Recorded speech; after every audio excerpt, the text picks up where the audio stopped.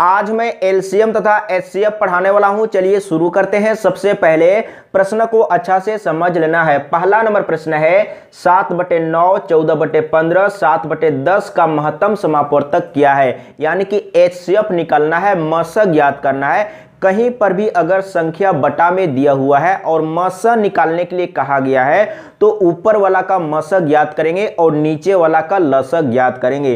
तो सबसे पहले ऊपर वाला का मशक ज्ञात कर लेते हैं। कितना दिया हुआ है, 7 है और 14 है और फिर से 7 है। अगर किसी भी संख्या का मशक ज्ञात करना है तो सबसे पहले छोटा छोटा पार्ट में तोड़ेंगे, गुना में। तो कैसे तोड़ना है, जैसे यहाँ पर 7 है तो आप इसको तोड़ सकते हैं a गुने 7। यहाँ पर 14 है तो इसको आप लिख सकते हैं a गुने 2 गुने 7। फिर से गुना करेंगे तो 14 ही आएगा। 7 को आप तोड़ सकते हैं a गुने 7। आपको बताना है एचसीएफ, यानी कि इसका एचसीएफ क्या हो जाएगा।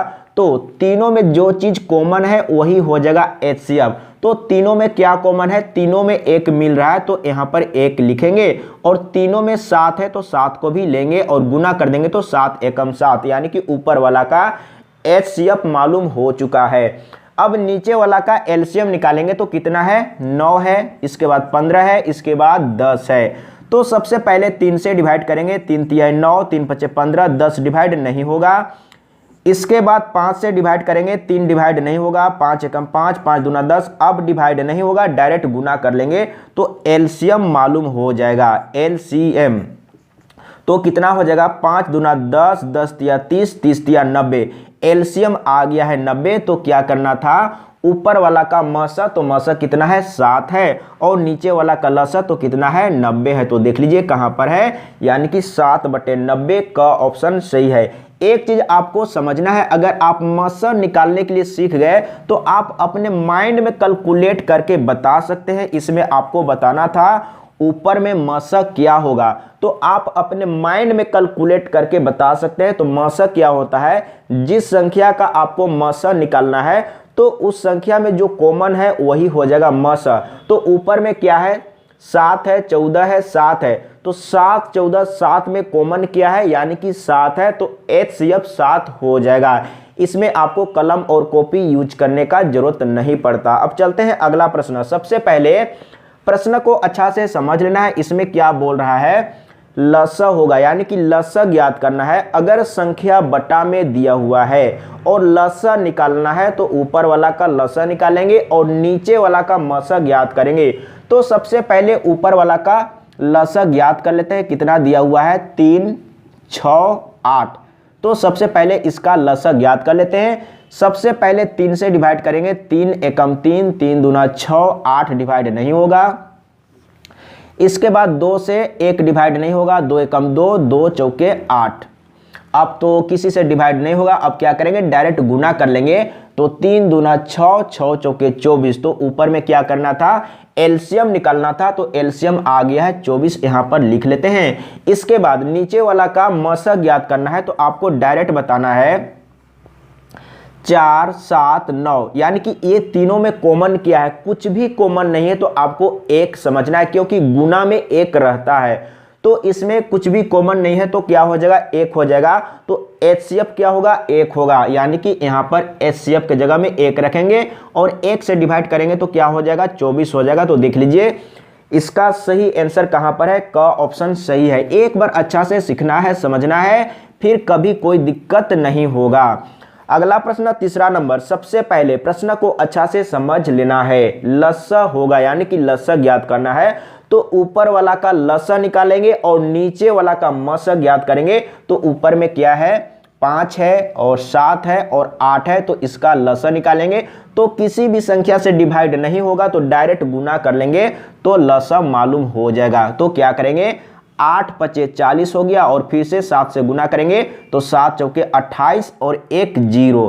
तो लसक इतना हो गया। एक बार मैं फ्रेश लिख लेता हूं, कितना है, 280 है। तो ऊपर वाला का लसक कितना आ गया है, 280 आ गया है। और नीचे वाला का मशक ज्ञात करना है तो आपको बताना है 7, 8, 9, यानी कि ये तीनों में कुछ कॉमन है, कुछ भी कॉमन नहीं है। तो कॉमन क्या लेना है, 1 लेना है। तो यही जो कॉमन है एचसीएफ होगा। तो एचसीएफ कितना हो जाएगा, 1 हो जाएगा। 1 से डिवाइड करेंगे तो क्या आएगा, यानी कि 280। देख लीजिए 280 कहां पर है, घ ऑप्शन सही है। अगला प्रश्न 4 नंबर, यहां पर भी लसा निकालना है, लेकिन प्रश्न थोड़ा अंतर है। एक बार मैं प्रश्न को लिख लेता हूं। कितना है, 4 का पावर 7 दिया हुआ है, इसके बाद 4 का पावर 5 है, इसके बाद 4 का पावर 6 है, इसके बाद 4 का पावर 4 है। इसका लसा क्या होगा? एक चीज आपको अच्छा से समझना है, आधार सभी का सेम है, यानी कि 4 है, तो क्या होगा, लसा बताना है तो ज्यादा पावर वाला लसा होगा। तो ज्यादा पावर किस में है, यानी कि इसमें है, यानी कि 4 का पावर 7 इसका आंसर हो जाएगा। देख लीजिए कहां पर है, घ ऑप्शन सही है। एक बार अच्छा से सीखना है, समझना है, फिर कभी कोई दिक्कत नहीं होगा।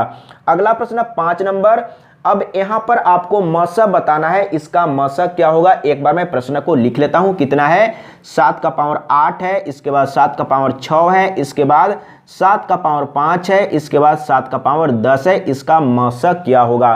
तो लसा में क्या होता है, ज्यादा पावर वाला होता है, तो मसा में क्या होगा, कम पावर वाला होगा। लेकिन एक चीज आपको समझना है, सभी का आधार क्या है, सेम है, तो कम पावर वाला मसा होता है। तो कम पावर किस में है, यानी कि इसमें है, यानी कि इसका सही आंसर क्या होगा, 7 का पावर 5। तो देख लीजिए कहां पर है, 7 का पावर 5, यानी कि ख ऑप्शन सही है। अगला प्रश्न 6 नंबर, यहां पर भी लसा निकालना है। एक बार मैं प्रश्न को लिख लेता हूं। कितना दिया हुआ है, 3 का पावर 5 है, इसके बाद 3 का पावर 11 है, इसके बाद 3 का पावर -11 है, और इसके बाद 3 का पावर 14 है। तो एलसीएम में क्या होता है, यानी कि ज्यादा पावर वाला होता है। तो ज्यादा पावर किस में है, यानी कि इसमें है। तो देख लीजिए 3 का पावर 14 कहां पर है, घ ऑप्शन सही है।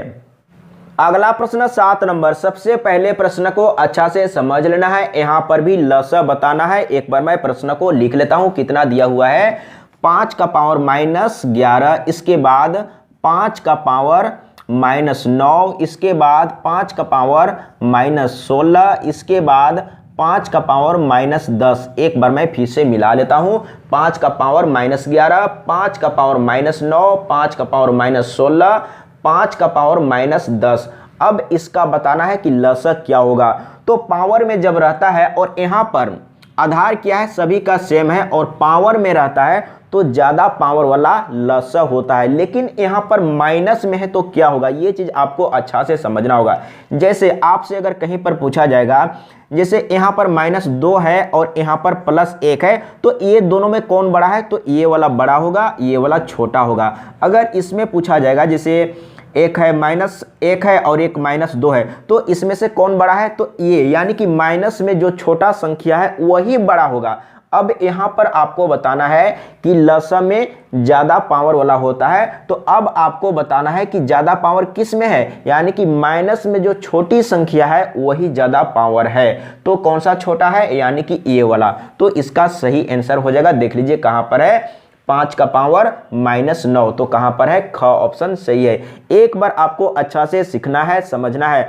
यहां पर एक चीज आपको अच्छा से समझ लेना है, जैसे अगर पावर प्लस में रहता है तो हम लोग ज्यादा वाला लेते हैं, लेकिन अगर माइनस में रहेगा तो कम वाला लेंगे। एक चीज फिर से मैं रिपीट कर देता हूं, जैसे लसा बताना है तो ज्यादा पावर वाला लेते हैं, लेकिन अगर माइनस में रहेगा तो कम पावर वाला लेंगे। तो इसका लसा ये हो जाएगा। देख लीजिए कहां पर है, ख ऑप्शन सही है। अगला प्रश्न 8 नंबर, सबसे पहले प्रश्न को अच्छा से समझना है, फिर कभी कोई दिक्कत नहीं होगा। तो एक बार मैं प्रश्न को लिख लेता हूं। कितना है, 5 का पावर -11 है, इसके बाद 5 का पावर -9 है, इसके बाद 5 का पावर -16 है, इसके बाद 5 का पावर -10 है, और इसका क्या बताना है, मसा बताना है। तो मसा में क्या होता है, यानी कि कम पावर वाला होता है, लेकिन यहां पर माइनस में है तो कम पावर किसको कहेंगे, यानी कि जो सबसे बड़ी संख्या है वही कम पावर होगा। समझने का कोशिश कीजिएगा, जैसे माइनस में 100 है और माइनस में 200 है। अब बताना है कि ये दोनों में कौन छोटा है, तो छोटा ये वाला होगा, बड़ा ये वाला होगा। तो यहां पर बिल्कुल आपको समझ में आ गया होगा कि मसा में क्या लेते हैं, कम पावर वाला लेते हैं, लेकिन यहां पर माइनस में है तो ज्यादा पावर वाला लेंगे, यानी कि माइनस में जो सबसे बड़ी संख्या है वही कम है, यानी कि कौन सा है, ये वाला है। तो देख लीजिए कहां पर है, तो 5 का पावर -16, तो ग ऑप्शन सही है। इस तरीके से आपको सीखना है, एक बार अच्छा से सीखना है, समझना है, प्रैक्टिस करना है, फिर कभी कोई दिक्कत नहीं होगा।